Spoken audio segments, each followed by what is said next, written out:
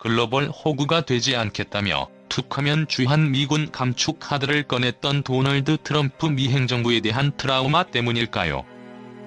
지난 4일 전세계 미군 배치를 재검토하겠다는 바이든 신행정부의 한마디에 한국이 또 다시 술렁거렸습니다. 재검토 대상, 범위에 대한 구체적 언급이 없던 탓에 혹여나 주한미군을 감축하는 건 아닌지 신경이 쓰인 거지요. 근거 없는 불안감은 아닙니다. 지난해 10월 미국 워싱턴에서 열린 제52차 한미연례안보협의회 공동성명에 주한미군을 현 수준으로 유지한다는 문구가 12년 만에 빠진 것부터가 불안한 징조였습니다. 물론 당시에는 재선을 노리는 트럼프의 쇼라는 해석에 무게가 더 실렸습니다. 하지만 동맹주의자 조 바이든이 당선되더라도 어떤 식으로든 주한미군 재배치 논의가 이루어질 것이라는 게 전문가들의 공통된 인식이었습니다. 우리가 믿는 구석은 주한미군 규모를 일방적으로 줄일 수 없도록 규정한 미국의 국방수권법과 중국 견제가 최우선인 미국이 주한미군을 뺄 가능성은 낮다라는 이른바 대중국 견제 카드입니다. 하지만 완벽한 안전장치는 아닙니다. 미 국방장관이 주한미군 축소가 국가안보에 부합하고 이를 동맹국과 협의했다는 사실만 의회에 증명하면 국방수권법은 아무 제약이 되지 않습니다. 미국이 중국 견제를 꼭 한반도에서만 해야 한다는 법도 없습니다. 주한미군 일부를 빼서 중국과 패권 경쟁을 벌이는 남중국해 인근에 배치하는 것이 낫다는 판단을 하면 이야기가 달라지는 겁니다. 주한미군의 철수 가능성에 불안감을 느끼는 이들이 있는가 하면 일각에선 이왕 이렇게 된 김에 주한미군 축소, 더 나아가 철수까지 고려해보자는 의견이 나오기도 합니다. 북한과의 비핵화 협상에서 주한미군 축소를 지렛대로 활용하자는 이야기도 있었고요. 그 목적이 무엇이 됐든 주한미군 주둔의 손익을 계산해볼 시점이 된 듯합니다. 주한미군은 과연 누굴 위해 있는 것인지 철저히 따져보자는 겁니다. 베트남전 패배로 줄어든 주한미군, 현재는 28,500명 미군이 한반도에 처음 주둔한 것은 해방 직후인 1945년 9월입니다. 2차 세계대전 승전국인 미국과 소련이 38선을 기준으로 남북을 각각 분할 점령했던 때였지요.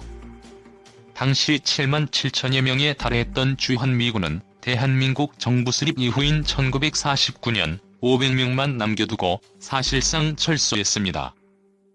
하지만 이듬해 소련과 중공군 지원을 받은 북한의 남침으로 6.25 전쟁이 발발하자 다시 32만여 명을 주둔시켰고 그렇게 주한미군의 역사가 시작됐습니다. 1960년대 6만여 명 수준이었던 미군은 이후 숱한 축소와 철수 논쟁으로 오늘날 28,500명에 이르게 됩니다.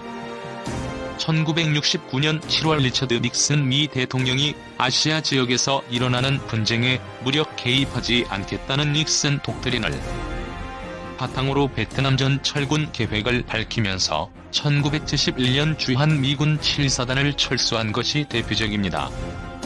베트남전 패배로 해외 파병에 대한 반대 여론을 의식해 주한미군 철수를 대선 공약으로 내걸었던 지미 카터 대통령은 재임 기간 단 한 명도 줄이진 못했지만 1992년 냉전 종식으로 또 다시 36,500명으로 감축됩니다. 이라크 전에 돌입한 2004년에는 주한미군 제2사단 소속 보병여단 병력을 전쟁에 투입하고 복귀시키지 않는 방식으로 줄여나갔고 현재 수준이 됐습니다. 미국의 대외 전략이 달라지면서 주한미군 규모도 변해온 셈입니다. 물론 그 변화는 지금도 현재 진행형이고요. 주한미군, 공짜로 베푸는 시해 아니다. 미국이 자선 사업가도 아니고 아무 이득 없이 한반도에 주둔할 리 없습니다. 실제 2차 세계대전으로 패권을 쥔 미국은 우리나라는 물론 일본, 독일, 이탈리아, 영국, 스페인 등의 군대를 배치하며 자신들의 정치적, 군사적 영향력을 행사할 수 있는 영토를 늘려왔습니다. 라이벌이었던 소련과 인접한 우리나라에 주둔하며 남한의 공산화를 막은 것이 대표적이지요. 우리가 공짜로 혜택을 입은 것도 아닙니다. 반대급부로 과거에도 현재도 미국산 무기를 엄청 사들입니다. 애초 지급할 의무가 없었던 주한미군 주둔을 지원하는 비용인 방위비 분담금도 1991년부터 꼬박꼬박 내고 있습니다. 1953년 체결된 한미 상호방위 조약은 한국은 토지, 건물만 제공하고 주둔 비용은 일제 미국에 부담하도록 했지만 우리의 경제력 상승에 미국이 변심한 겁니다. 1991년 연 1,000억 원으로 시작한 분담금은 현재 1조 원이 넘습니다. 트럼프 전 대통령은 한때 이 금액의 5배를 올리려고 했습니다. 그는 동맹국들이 우리를 벗겨먹고 있다고 했지만 우리 관점에서는 미국이 우리 등골을 빼먹는 격입니다. 물론 냉전이 종식되고 중국이 급부상하면서 현행 주둔 방식의 효용성이 떨어진 건 사실입니다.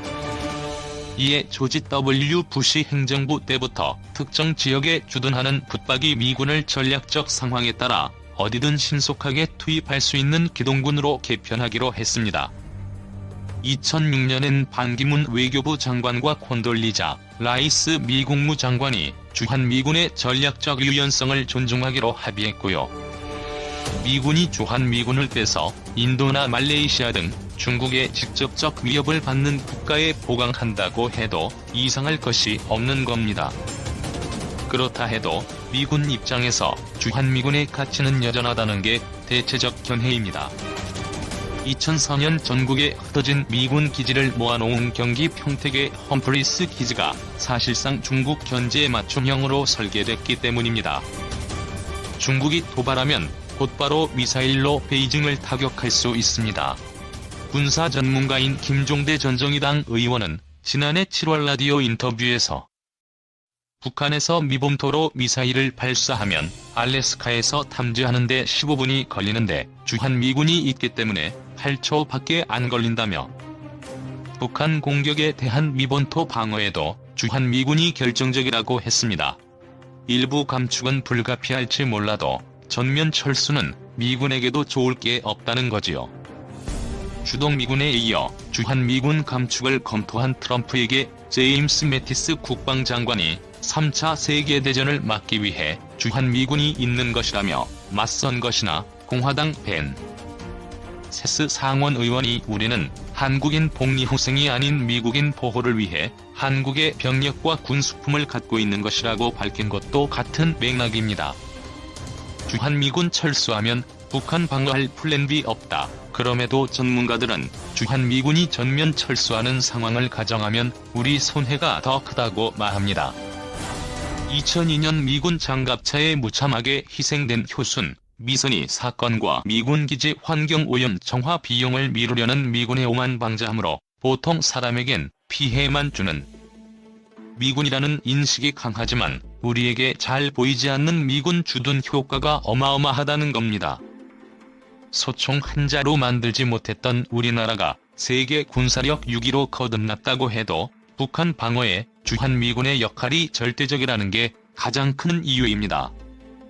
박원곤 한동대 국제지역학과 교수는 한미 상호방위 조약에 자동 개입 조항이 없기 때문에 우리가 북한의 공격을 받는다고 해도 미군은 한반도로 안 들어올 수 있다며 그러나 미군이 주둔하면 개입을 안 할 수 없다. 유사시에 미국이 한국을 방어하는 비용을 생각하면 방위비 분담금이 천문학적으로 비싼 건 아니다라고 말했습니다. 아무리 첨단 무기를 많이 가져도 핵을 보유한 북한을 상대하려면 미국의 해구산에 기댈 수밖에 없다는 겁니다. 미국은 주한미군이 아니더라도 중국을 견제할 다양한 수단이 있지만 우리에겐 플랜 B도 없습니다. 1950년 1월 딘 애치선 미 국무장관이 남한을 제외한 채 미군의 동북아 방위선을 그리면서 북한의 도발을 가능케 했다는 이른바 애치선 선언을 곱씹어볼 필요도 있습니다.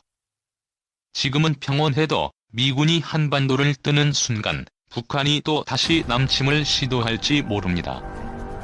1970년대 지미 카터의 주한미군 철수 계획을 예의주시하며 한반도 장악을 호시탐탐 노렸던 것도 김일성 북한 주석이었습니다. 한국전쟁 직후 1인당 국민 총소득이 67달러에 불과할 정도로 최대 빈곤국이었던 우리나라가 눈부신 경제 성장을 이룩한 것을 미군 주둔 효과로 설명하기도 합니다. 주한미군이 안보 리스크를 줄여준 덕분이라는 거지요. 서울 불바다 속에서 삼성, 현대차와 같은 글로벌 기업이 탄생할 수 없다는 논리입니다. 1992년 반미감정 확산으로 미군을 철수시켰던 필리핀 사례를 주목할 필요도 있습니다. 미군이 떠나면서 중국과 필리핀의 영유권 분쟁이 벌어지는 남중국해 스카버러 암초에서 중국의 도발은 잦아졌고, 안보 리스크가 커진 필리핀에 외국 기업들이 투자를 꺼리면서 군사적, 경제적 손실은 커졌습니다. 이후 양국은 1999년 미군이 합동군사 훈련을 위해 일정 기간 체류할 수 있도록 한 방문군 협정을 맺었죠. 우린 어떻게 대비해야 하나? 미 의회는 2021 회계연도 국방수권법 합의안에 화웨이 등 중국 업체의 오지 기술을 사용하면 미군 철수를 고려할 수 있다는 내용을 담았습니다. 한동안 미국은 이런 식으로 중국과의 관계를 무시 못하는 우리를 들었다 놨다 할 것으로 보입니다.